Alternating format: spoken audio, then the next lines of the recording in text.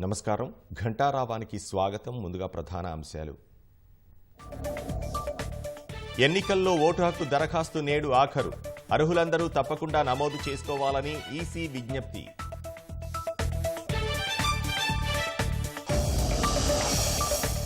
నేడు ఉమ్మడి నల్గొండ జిల్లాలో ముఖ్యమంత్రి ఎన్నికల ప్రచారం. 3 నియోజకవర్గాల్లో సుడిగాలి పర్యటనకు నేతల ఏర్పాట్లు.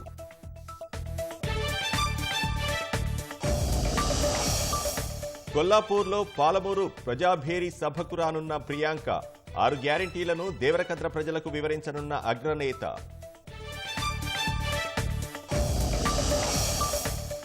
విజయనగరం జిల్లా రైలు ప్రమాదంపై ముమ్మర దర్యాప్తు. సిగ్నలింగ్ వ్యవస్థ లోపమా, మానవ తప్పిదమా అనే కోణంలో విచారణ.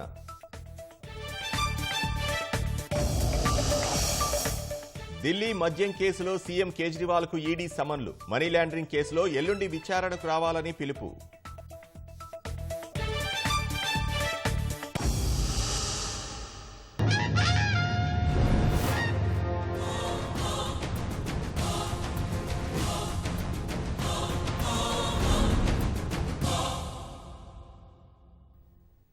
రాష్ట్ర శాసనసభ ఎన్నికల నిర్వహణకు ఏర్పాట్లు చురుగ్గా సాగుతున్నాయి. ఎన్నికల సంఘం సూచనలకు అనుగుణంగా అధికారులు విధులు నిర్వర్తిస్తున్నారు.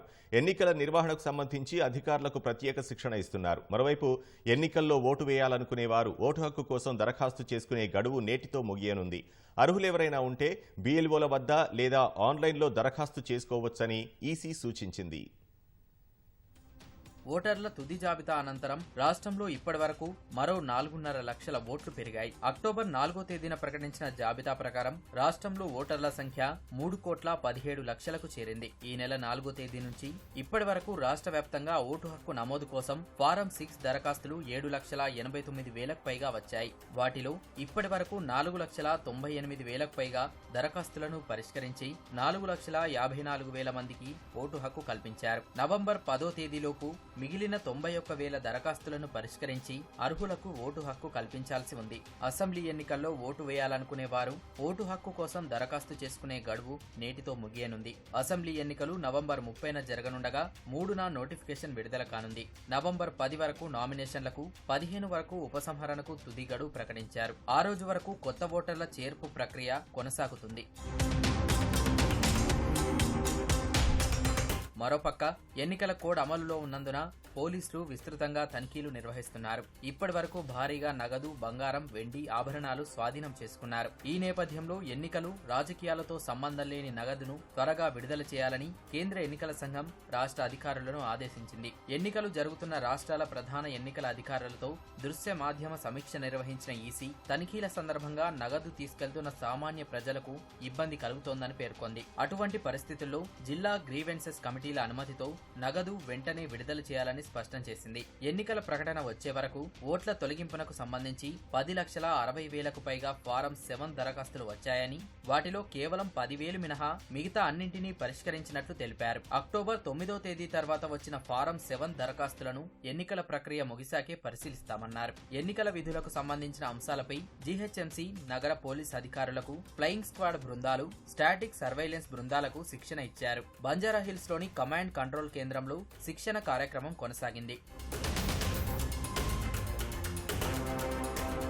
అసెంబ్లీ ఎన్నికలను సమర్థవంతంగా నిర్వహించేందుకు అంతా సిద్ధం చేసినట్లు హైదరాబాద్ జిల్లా ఎన్నికల అధికారి రొనాల్డ్ రోస్ వివరించారు. ఎన్నికలకు సంబంధం లేని నగదు, ఆభరణాలు జిల్లా ఫిర్యాదుల కమిటీ ద్వారా విచారణ చేసి బాధిత వ్యక్తులకు అందజేస్తున్నట్లు వివరించారు. స్టాటిక్ సర్వైలెన్స్ టీంలు తనిఖీల సందర్భంగా ప్రజలతో మర్యాదపూర్వకంగా వ్యవహరించాలని అధికారులు తెలిపారు. జీహెచ్ఎంసీ ప్రధాన కార్యాలయంలో ప్లాస్టిక్ సర్వైలెన్స్ టీంలకు శిక్షణ కార్యక్రమాన్ని నిర్వహించారు.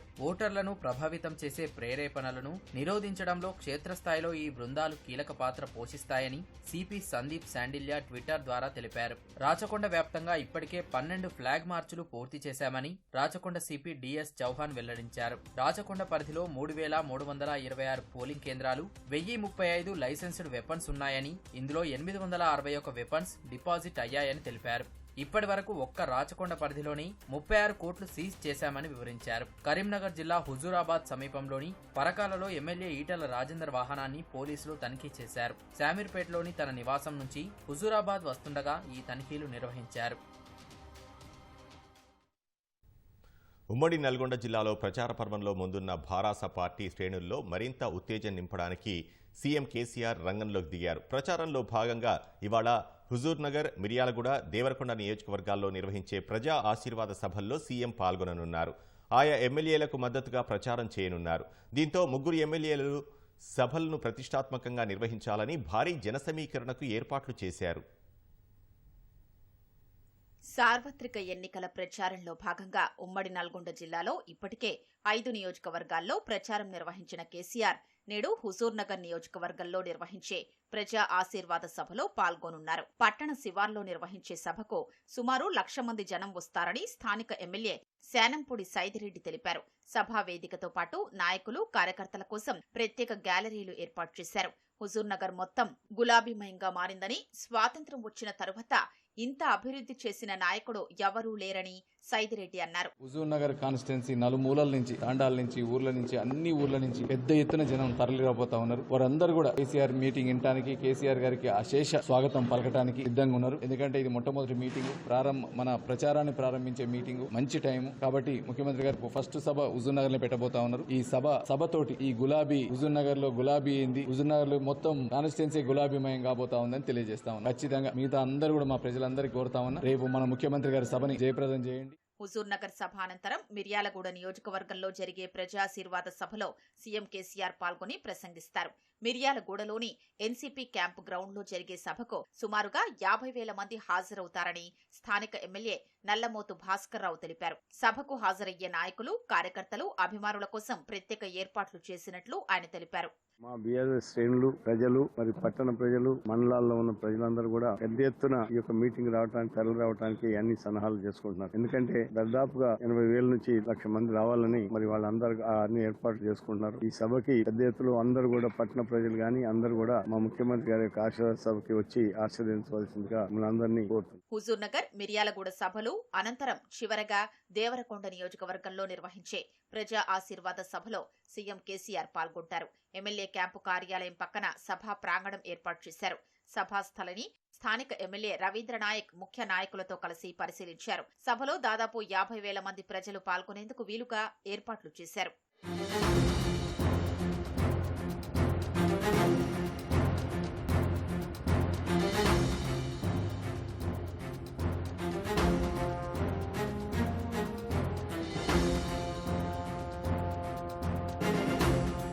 సీఎం కేసీఆర్ ఎన్నికల ప్రచారంలో పాల్గొనుండడంతో అభ్యర్థులు, కార్యకర్తల్లో నూతన ఉత్సాహం నెలకొంది. రానున్న ఎన్నికల్లో భారాస గెలుపు ఖాయమని గులాబీ శ్రేణులు ధీమా వ్యక్తం చేస్తున్నారు. ఉమ్మడి పాలమూరు జిల్లాలో కాంగ్రెస్కి పునర్వైభవం తీసుకురావడంతో పాటు 14 నియోజకవర్గాల్లో పార్టీ జెండా ఎగురవేయడమే లక్ష్యంగా నేతలు వ్యూహాలు రచిస్తున్నారు. అందులో భాగంగానే అగ్రనేతలు ప్రియాంక గాంధీ, రాహుల్ గాంధీ 2 రోజుల పాటు ఉమ్మడి జిల్లాలోని 4 నియోజకవర్గాల్లో పర్యటించనున్నారు. 6 గ్యారంటీలను జనంలోకి తీసుకువెళ్లడంతో పాటు కేసీఆర్ పాలనా వైఫల్యాలను ఎండగట్టడమే లక్ష్యంగా పర్యటనకు శ్రీకారం చుట్టనున్నారు. ఉమ్మడి పాలమూరులో కాంగ్రెస్ పార్టీకి పూర్వ వైభవం తీసుకొచ్చేందుకు ఆ పార్టీ వ్యూహాలకు పదును పెడుతోంది. వచ్చే శాసనసభ ఎన్నికల్లో 14 స్థానాల్లో గెలిపే లక్ష్యంగా ముందుకు సాగుతోంది. ఆ వ్యూహాల్లో భాగంగానే నేడు, రేపు ఉమ్మడి పాలమూరు జిల్లాలోని 4 నియోజకవర్గాల్లో ప్రియాంక గాంధీ, రాహుల్ గాంధీ పర్యటించనున్నారు. ప్రియాంక గాంధీ ఇవాళ నాగర్ కర్నూలు జిల్లా కొల్లాపూర్ నియోజకవర్గ కేంద్రానికి చేరుకుంటారు. అక్కడ జరిగే పాలమూరు ప్రజాభేరీ సభలో పాల్గొంటారు. మాజీ మంత్రి జూపల్లి కృష్ణారావు కాంగ్రెస్ పార్టీలో చేరిక సందర్భంగా గతంలో 2 సార్లు సభలు ఏర్పాటు చేసిన అనివార్య కారణాల వల్ల అవి వాయిదా పడ్డాయి. ప్రస్తుతం అన్ని నియోజకవర్గాలకు కాంగ్రెస్ అభ్యర్థుల్ని ఖరారు చేసిన నేపథ్యంలో కొల్లాపూర్లో జరిగే భారీ బహిరంగ సభకు ప్రియాంక హాజరు కానున్నారు. పాలమూరు ప్రజాభేరీ సభకు భారీ జన సమీకరణ చేస్తున్నారు. ఉమ్మడి జిల్లాలోని అన్ని నియోజకవర్గాల నుంచి పార్టీ శ్రేణులను తరలించడానికి ఏర్పాటు చేస్తున్నారు. ప్రియాంక వెంట పీసీసీ అధ్యక్షుడు రేవంత్ రెడ్డి, సీఎల్పీ నేత భట్టి విక్రమార్కతో పాటు ముఖ్య నేతలందరూ హాజరవనున్నారు. మహబూబ్ నగర్ జిల్లా దేవరకద్ర నియోజకవర్గం అడ్డాకాల్ మండలం తిమ్మాయిపల్లి తండాలో ప్రియాంక పర్యటించాల్సి ఉన్న కొన్ని అనివార్య కారణాల వల్ల ఆ పర్యటనను రద్దు చేసుకున్నారు. పాలమూరు ప్రజాభేరీ సభకు 2.5 లక్షల జనాభా రాబోతూ ఉన్నారు. స్వచ్ఛందంగా వస్తూ ఉన్నారు. ప్రియాంక గాంధీ చూడాలని, ప్రియాంక గాంధీ మాటలు వినాలని. ఇందిరమ్మ మనవరాలు వస్తుంది కొల్లాపూర్కు. 40 ఏళ్ళ కింద ఇందిరమ్మ వచ్చిపోయింది. మళ్ళీ అచ్చుపోసినట్టుగానే ఇలా ఇందిరమ్మ మనవరాలు అంటే ఆ ప్రియాంక చూస్తే ఇందిరమ్మ చూసినట్టు ఉంటుంది పద్ధతితోటి తెలంగాణ రాష్ట్రం ఇచ్చినటువంటి సోనియా గాంధీ కాంగ్రెస్ పార్టీ రుణం తీర్చుకోవాలనే ఆలోచనతోటి ఇలా నియోజకవర్గంలోనైనా జిల్లాలైనా ఈ యొక్క ఎమ్మెల్యే యొక్క అరాచక పాలనకు వ్యతిరేకంగా ప్రజలు స్వచ్ఛందంగా వస్తున్నారు. పాలమూరు జిల్లాలో 14 నియోజకవర్గాలు కాంగ్రెస్ గెలవబోతూ ఉంది. రాష్ట్రంలో కూడా కాంగ్రెస్ పార్టీ అధికారులకు రాబోతూ ఉంది. వీళ్ళు ఎన్ని వేషాలు వేసినా, ఎన్ని మాటలు చెప్పినా, ఎన్ని మూటలు ఇచ్చినా బీఆర్ఎస్ పార్టీ రాదు. నవంబర్ 1న ఉమ్మడి పాలమూరు జిల్లాలో రాహుల్ గాంధీ సైతం పర్యటించనున్నారు. బస్సు యాత్రలో భాగంగా ఆయన కల్వకుర్తి నియోజకవర్గంలో జరిగే కూడలి సమావేశంలో పాల్గొంటారు. అక్కడి నుంచి బస్సు యాత్ర ద్వారా జడ్చెల్ల నియోజకవర్గానికి చేరుకుంటారు. అక్కడ జరిగే కూడలి సమావేశంలో పాల్గొని షాద్నగర్ పట్టణానికి చేరుకుంటారు. పట్టణంలో పాదయాత్ర అనంతరం కూడలి సమావేశంలో మాట్లాడతారు. రాహుల్ యాత్రను విజయవంతం చేసేందుకు కాంగ్రెస్ శ్రేణులు సన్నద్దమవుతున్నాయి. ఉమ్మడి పాలమూరు జిల్లాలో రాహుల్ భారత్ జోడో యాత్ర నారాయణపేట జిల్లా మక్తల్ నుంచి ప్రారంభమై దేవరకద్ర, మహబూబ్ నగర్, జడ్చెల్ల, షాద్నగర్ నియోజకవర్గాల మీదుగా సాగింది. ఈ యాత్ర హస్తం పార్టీ నేతల్లో జోష్ని నింపింది. అన్ని నియోజకవర్గాలకు అభ్యర్థులు ఖరారైన నేపథ్యంలో అగ్రనేతల యాత్రల్ని సద్వినియోగం చేసుకోవాలని ఆయా నియోజకవర్గాల అభ్యర్థులు భావిస్తున్నారు. యాత్రను విజయవంతం చేయడం ద్వారా సత్తా నిరూపించుకునేందుకు ప్రణాళికలు రచిస్తున్నారు. సమస్యలకు వ్యతిరేకంగా ప్రజల కోసం పోరాటం చేస్తున్నటువంటి ఏకైక వ్యక్తిగా రాహుల్ గాంధీ గారు వస్తున్న సందర్భంగా పెద్ద ఎత్తున రాహుల్ గాంధీ గారికి మద్దతుగా మన నియోజకవర్గంలో ఉన్నటువంటి అన్ని మండలాల్లో ఉన్నటువంటి ప్రతి గ్రామం నుంచి ప్రజలు స్వచ్ఛందంగా తరలి వచ్చి రాహుల్ గాంధీ గారికి మద్దతుగా నిలవాలని కల్వకుర్తి నియోజకవర్గ ప్రజలందరినీ కూడా కోరుకుంటూ, రాహుల్ గాంధీ గారు ఇచ్చిన మాట తప్పనటువంటి కుటుంబం నుంచి వచ్చినటువంటి వ్యక్తి, ఇచ్చిన మాట తప్పేటువంటి నైజం లేనటువంటి వ్యక్తి రాహుల్ గాంధీ గారు. రాహుల్ గాంధీ గారికి అండగా తెలంగాణ రాష్ట్ర ప్రజలు ఇవాళ ఉన్నారు. ఖచ్చితంగా రానున్న ఎన్నికల్లో కాంగ్రెస్ పార్టీ తెలంగాణ రాష్ట్రంలో అధికారంలోకి రాబోతుంది. అగ్రనేతల యాత్రల ద్వారా కాంగ్రెస్ 6 గ్యారంటీలను ప్రజల్లోకి తీసుకెళ్లడంతో పాటు కేసీఆర్ వైఫల్యాలను ఎండగట్టాలని కాంగ్రెస్ ప్రయత్నిస్తోంది. దీంతో పాటు ఉమ్మడి పాలమూరు జిల్లాకు ప్రత్యేకమైన పాలమూరు రంగారెడ్డి ఎత్తిపోతల పథకం, భూ నిర్వాసితులకు పరిహారం, పునరావాసం తదితర అంశాలపై నేతలు మాట్లాడే అవకాశం ఉంది. మెదక్ ఎంపీ దుబ్బాక భారాస ఎమ్మెల్యే అభ్యర్థి కొత్త ప్రభాకర్ రెడ్డికి సికింద్రాబాద్ యశోద ఆసుపత్రిలో చికిత్స కొనసాగుతోంది. ప్రచారంలో భాగంగా సూరంపల్లికి వెళ్లిన ప్రభాకర్ రెడ్డిని ఓ వ్యక్తి కత్తితో పొడిచిన ఘటనలో పొట్ట లోపలి వరకు కత్తిఘాటు దిగింది. వెంటనే ఆయనకు గజ్వేల్ ప్రభుత్వ ఆసుపత్రిలో ప్రాథమిక చికిత్స అనంతరం మెరుగైన చికిత్స కోసం సికింద్రాబాద్ యశోద ఆసుపత్రికి తరలించారు. శస్త్రచికిత్స చేసిన వైద్యులు 15 సెంటీమీటర్ల మేర చిన్నపేగు తొలగించారు. ప్రాణాలకు ఎలాంటి ప్రమాదం లేదని తెలిపిన వైద్యులు వారం 10 రోజుల పాటు ఆసుపత్రిలో చికిత్స అందించాల్సి ఉంటుందని తెలిపారు.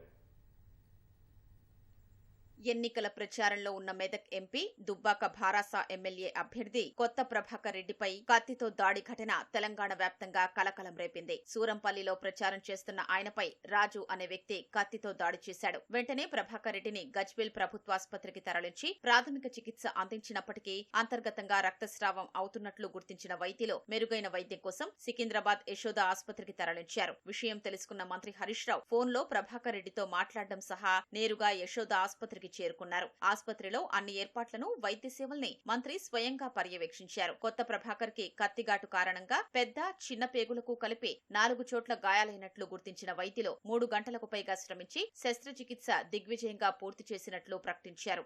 సిటీ స్కాన్, అబ్డామిన్, మిగతా బ్లడ్ ఇన్వెస్టిగేషన్స్ అన్ని కూడా చేసిన తర్వాత ఇంటెస్టైన్ వరకు ఇంజురీ ఉన్నట్టుగా గుర్తించి 3.5 గంటల పాటు శ్రమించి వారికి ఆపరేషన్ చేయడం జరిగింది. ఇంజురీ అయినటువంటి చిన్న ప్రేగుకు సంబంధించిన ఏరియాను 10-15 సెంటీమీటర్లంతా ఆ ఇంజురీ అయిన పార్ట్ను రిసెక్ట్ చేసి అనాస్టమోసిస్ చేయడం జరిగింది.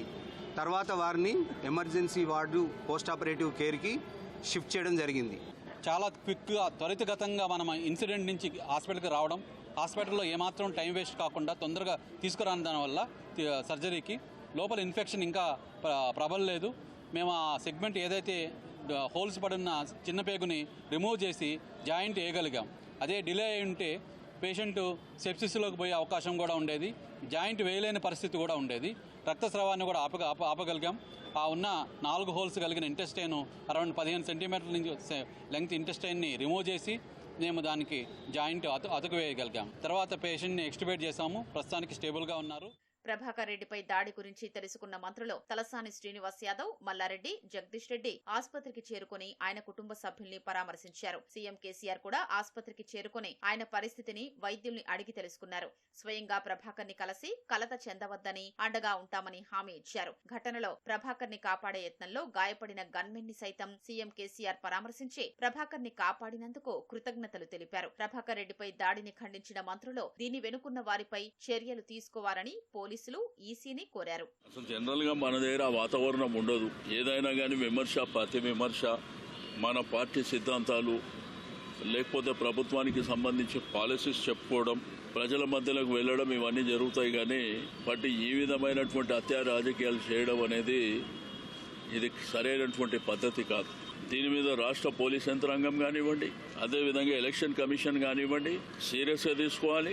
దీని వెనుక కాన్స్పిరసీలో ఎవరెవరు ఉన్నారో వాళ్ళందరినీ బయటికి తీసుకురావాల్సినటువంటి అవసరం ఉన్నదని చెప్పి డిమాండ్ చేస్తున్నా. ప్రస్తుతం ప్రభాకర్ రెడ్డి ఆరోగ్యం కొంత మెరుగ్గానే ఉన్నప్పటికీ పేగులకు గాయమైన నేపథ్యంలో 4 రోజుల వరకు ఐసీయూలోనే ఉంచి పరిస్థితిని పర్యవేక్షించాల్సి ఉంటుందని వైద్యులు చెప్పారు. ఢిల్లీ మద్యం కేసులో కీలక పరిణామం చోటు చేసుకుంది. ముఖ్యమంత్రి ఆప్ జాతీయ కన్వీనర్ అరవింద్ కేజ్రీవాల్కు ఈడీ సమన్లు జారీ చేసింది. మద్యం పాలసీకి సంబంధించిన మనీ లాండరింగ్ కేసులో నవంబర్ 2న విచారణకు హాజరు కావాలని కోరింది. ఈ కేసులో ఇప్పటికే దాఖలు చేసిన ఛార్జ్షీట్లో ఈడీ అనేకసార్లు కేజ్రీవాల్ పేరును ప్రస్తావించింది. మద్యం పాలసీ రూపకల్పన, అమల్లో నిందితులు కేజ్రీవాల్తో నిరంతరం టచ్లోనే ఉన్నట్లు పేర్కొంది. కుంభకోణం కేసులో అరెస్ట్ అయిన ఢిల్లీ మాజీ ఉప ముఖ్యమంత్రి మనీష్ సిసోదియా బెయిల్ పిటిషన్ను సుప్రీంకోర్టు తిరస్కరించిన కొద్ది గంటల్లోనే ఈడీ సమన్లు జారీ చేయడం ప్రాధాన్యం సంతరించుకుంది. కేజ్రీవాల్ను జైలుకు పంపి ఆమ్ ఆద్మీ పార్టీని అంతమొందించడమే కేంద్ర లక్ష్యమని మంత్రి సౌరభ్ భరద్వాజ్ ఆరోపించారు. కేజ్రీవాల్ను నకిలీ కేసులో ఇరికించి జైలుకు పంపే వరకు వదిలిపెట్టేలా లేరని విమర్శించారు.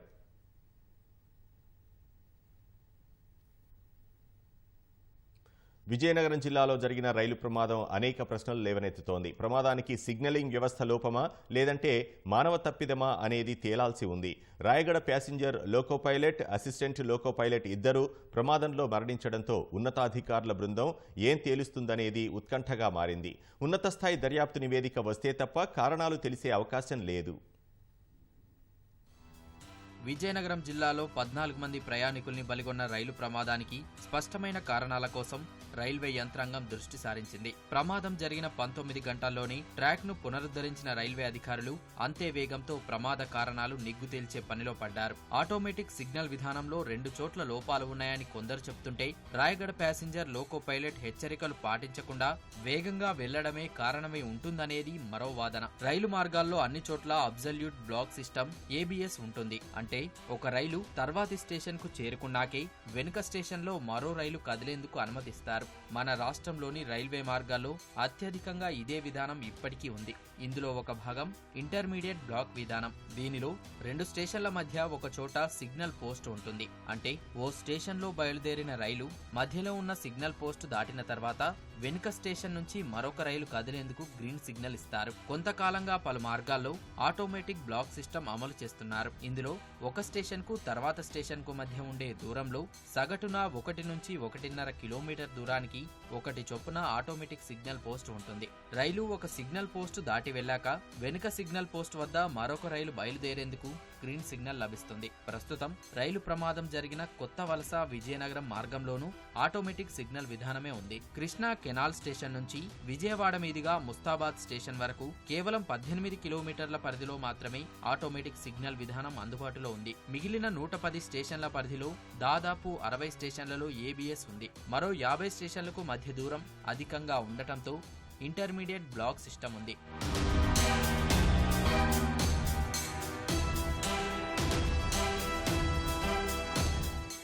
సాధారణంగా రైళ్ల రాకపోకలకు 4 రకాల సిగ్నల్స్ ద్వారా లోకో పైలట్ కు సమాచారం చేరుతుంటుంది. పసుపు లైట్ సిగ్నల్ ఉంటే అప్రమత్తంగా ఉండాలని, తర్వాత సిగ్నల్లో రెడ్, గ్రీన్ సిగ్నల్లో ఏదైనా ఉండొచ్చని అప్రమత్త సందేశం ఇస్తారు. ఇలాంటి సమయంలో రైలు గంటకు 10 నుంచి 15 కిలోమీటర్ల వేగంతోనే వెళ్లాలి. 2 పసుపు లైట్లతో సిగ్నల్ ఉంటే ఖచ్చితంగా ప్రమాదమని, తర్వాత సిగ్నల్ పోస్ట్ లో రెడ్ సిగ్నల్ ఉంటుందని హెచ్చరిక. ఇలా ఉంటే లోకో పైలట్ రైలు వేగాన్ని పూర్తిగా నియంత్రించాలి. కంటకాపల్లి వద్ద జరిగిన ప్రమాదంలో తొలుత వెళ్తున్న Palasa passenger single yellow light signal కారణంగా నెమ్మదిగా వెళ్లి తర్వాత సిగ్నల్ కు దగ్గరలో దాదాపు నిలిచిపోయింది.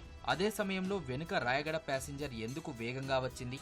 సిగ్నలింగ్ లో సాంకేతిక లోపంతో గ్రీన్ చూపించిందా లేక డబుల్ ఎల్లో సిగ్నల్ ను లోకో పైలట్ గమనించలేదా అనేది తేలాల్సి ఉంది.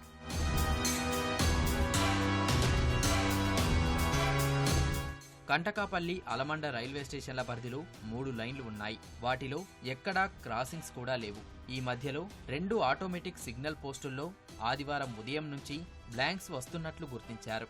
దీనిపై కంటకాపల్లి స్టేషన్ మాస్టర్కు సమాచారం ఉంది. ఈ నేపథ్యంలో అటువైపుగా వెళ్లే రైళ్ల లోకో పైలట్లను అప్రమత్తం చేశారని చెబుతున్నారు. స్టేషన్ మాస్టర్ వద్ద ఉండే వెరీ హై ఫ్రీక్వెన్సీ సెట్ ద్వారా తొలుత వెళ్లిన పలాస ప్యాసింజర్ లోకో పైలట్ గార్డును అప్రమత్తం చేశారని, అందుకే ఆ రైలు నెమ్మదిగా వెళ్లినట్లు తెలుస్తోంది. ఇటువంటి తరుణంలో వెనుక రాయగడ ప్యాసింజర్ వేగంగా ఎలా వెళ్లింది అనేది అంతు చిక్కడం లేదు.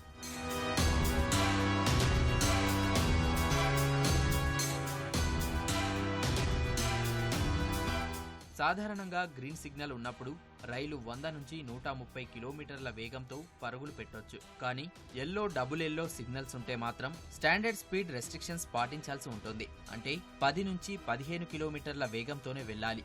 అలా అయితే ఎదురుగా రైలు కనిపిస్తే బ్రేక్ వేసి ఆపేందుకు అవకాశం ఉంటుంది. కానీ రాయగడ ప్యాసింజర్ ఈ స్టాండర్డ్ స్పీడ్ రెస్ట్రిక్షన్స్ పాటించిందా లేదా అనేది విచారణ బృందమే తేల్చాలి.